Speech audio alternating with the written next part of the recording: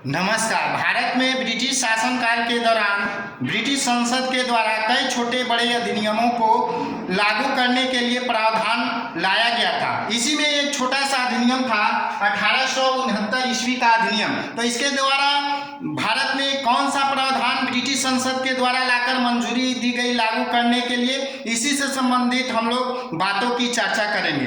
तो इस प्रावधान के अनुसार भारत से बाहर विदेशों में रहने वाले भारतीयों के संबंध में कानून बनाने का प्रावधान लाया गया।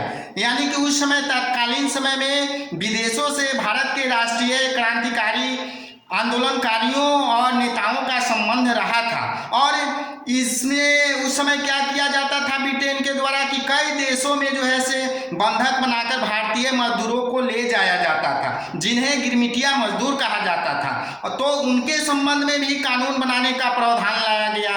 और ये लोग क्या किए, गिरमिटिया मजदूर की वहाँ पर जो जिन देशों में गए वहाँ पर अपनी मेहनत के बदौलत क्या किए कि अच्छा किए। और कई देशों में आज ये लोग जो है राष्ट्राध्यक्ष बने हुए हैं, जैसे मॉरिशस को मिनी भारत कहा जाता है। यानी कहने का मतलब है कि इन लोगों ने अपनी मेहनत और परिश्रम के द्वारा उन देशों में सकारात्मक कार्य कर कर वहाँ की विधि व्यवस्था पर भी अपना धीरे धीरे जो है से वर्चस्व स्थापित किया। तो इस प्रकार से कहा जा सकता है कि यह अधिनियम विदेशों में रहने वाले भारतीयों से संबंधित प्रावधान के दृष्टिकोण से महत्वपूर्ण था।